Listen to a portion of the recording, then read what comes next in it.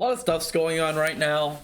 Aaron is literally a giant, like, mile tall skeleton founding Titan monster man who is getting ready to send out a legion of colossal titans to end the world. And we're getting peered over to a lot of characters that are now doing all their side stuff. They're just kind of like, well, the world's ending, I guess we should go do whatever we feel like.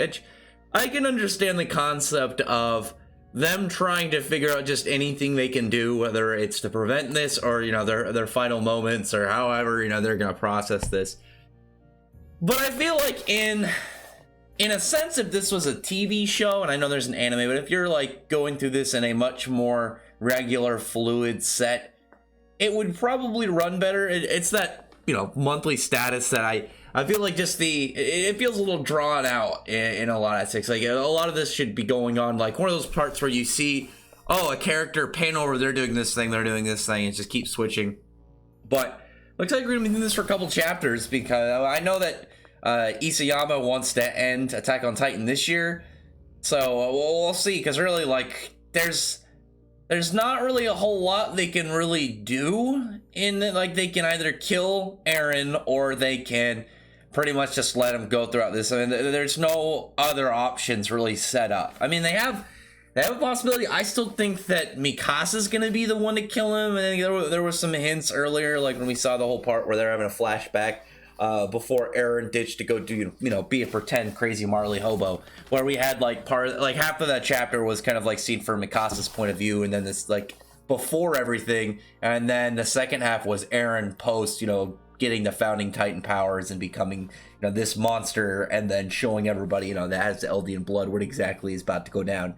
And again, a lot of this stuff, like if this was before all this, it's that setting of all, like, the severity of stuff that's happening, and then it's like, we're gonna peer over to these things. Like, I can understand the characters, but from a tension standpoint, it kind of diffuses a little bit of that tension.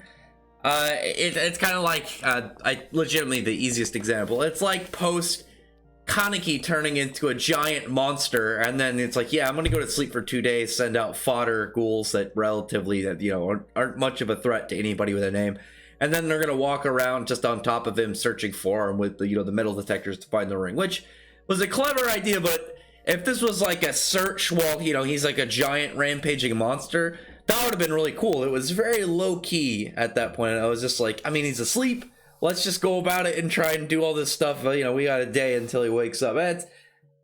It's something that sounds like it's, you know, it's got a lot more kind of like weight to it, but in reality, like in this set, it's like, well, Aaron, how about you just go about it? You've already got this position. Like, it's the slowest moving world ending I've ever seen.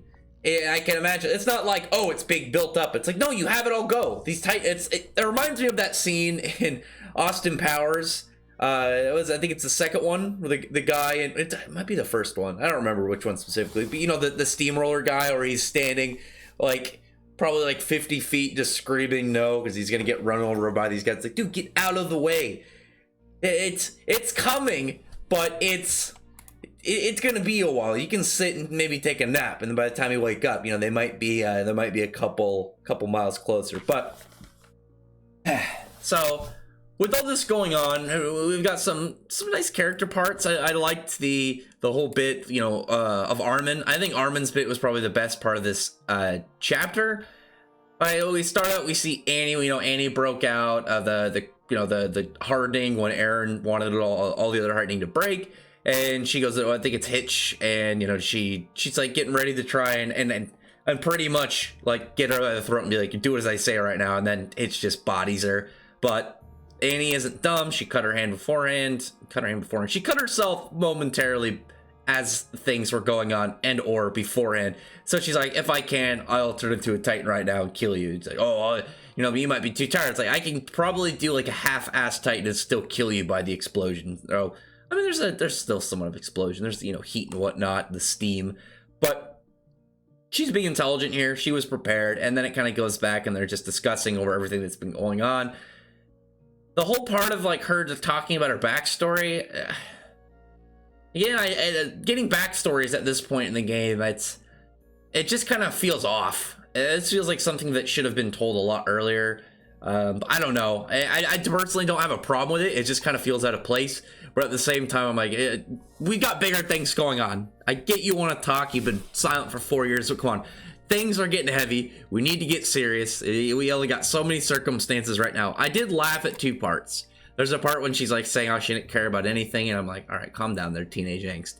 But there's a part that it's cool in the representation, because they're talking about how like it was trained that they, they could wall over in, in this whole place, and the Paradise Island, that killing, the civilians and whatnot, just killing people while you're, as a Titan and doing things was a good thing. It was like, yeah, you're doing a good job. You're eradicating them as you're doing the mission. It's just a bonus.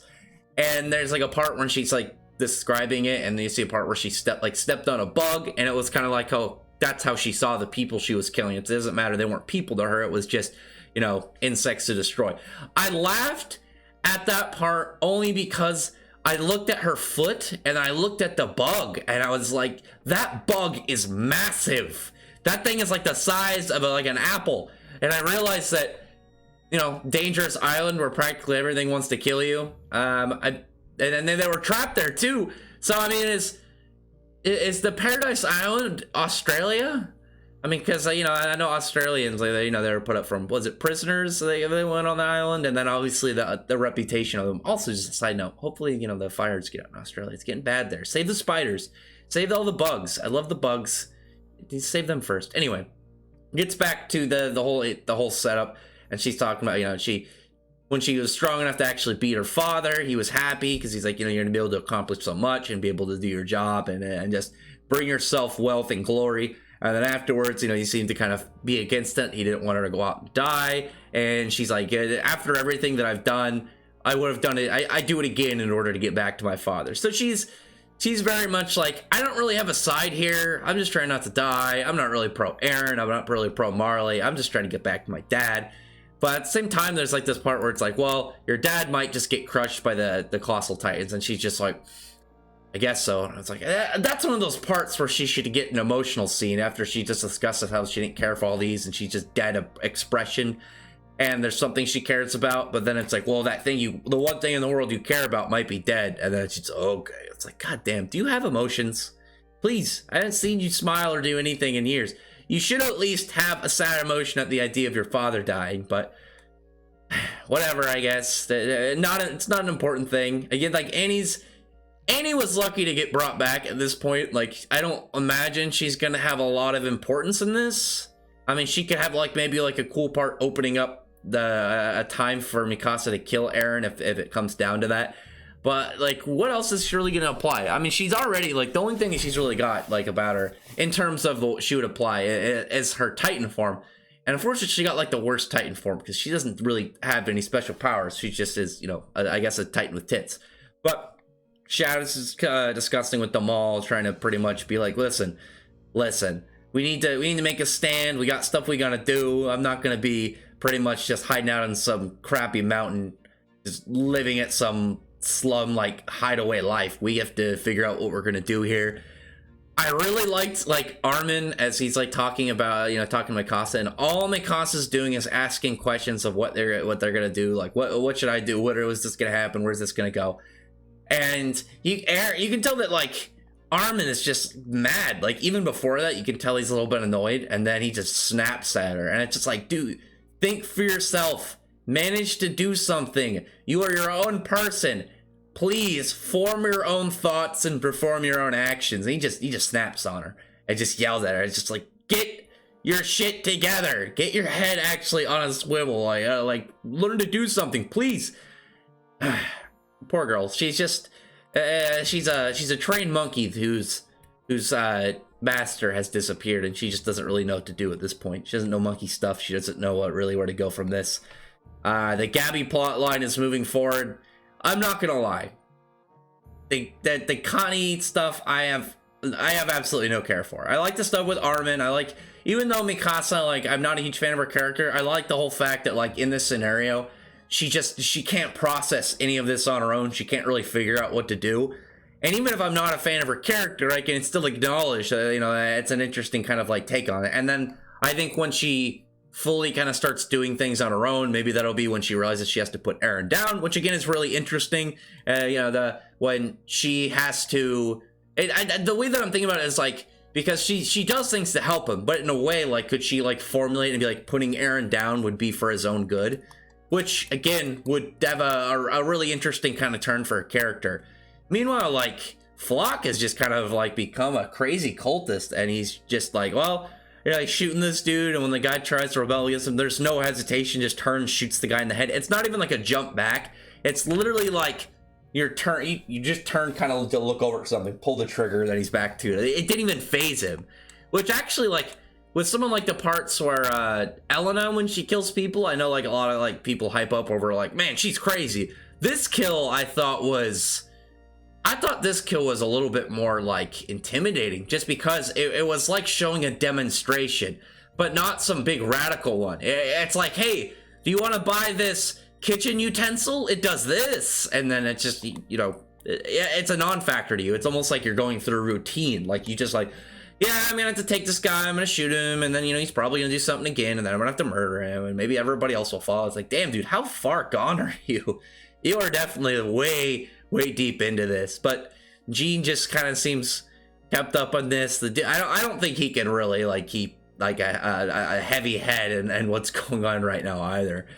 But other than that, you know, you got people just kind of trying to figure out what to do. And look, it's Hange, or however, is it Hange?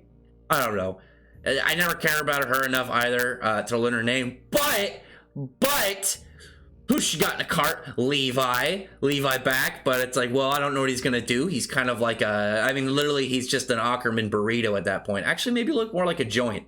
I mean, he definitely got smoked, so it would fit that. And with him, I had this fun theory of like, well, he's gonna be made into cyborg Levi, and they're gonna take the 3D maneuvering gear and implement it into his body, so he becomes a living weapon, like a ridiculous. Oh, like almost a steampunk kind of like cyborg. It was always silly, you know. I didn't really think that was ever going to really happen. It's not like they have the technology for it. I mean, they've already got like some crazy stuff, and you know they've got magic Titan people. So I wouldn't put it out of the realm of possibilities. Just very unlikely.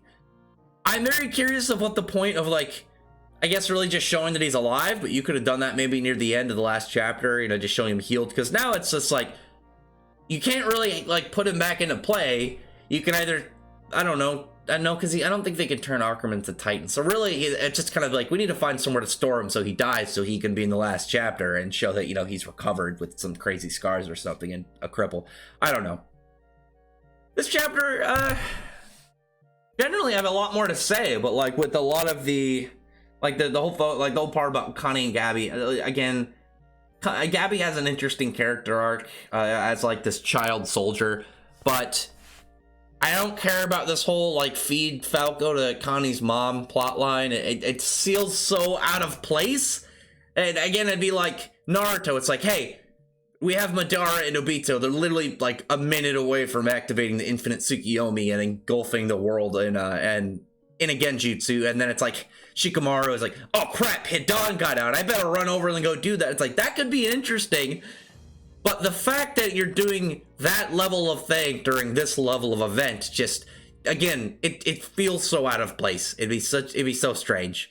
Hey Ash, there's a legendary Pokemon. Arceus is getting ready to destroy the universe, and he's like, oh crap, I gotta go get my 3rd gym badge. Hang on guys, I'll be right back. It's like, we've got bigger things to do, my guy. Stop, listen, get back here. I don't know. I'm sure there's some people like it, and I'm sure Connie is still around, so I imagine he's got a lot, a fair amount of fans. I know Gabby's liked, so there are people that are happy about it, and really like, if other readers are like, wow, I enjoy this, I'm happy about this plot, and that's fine.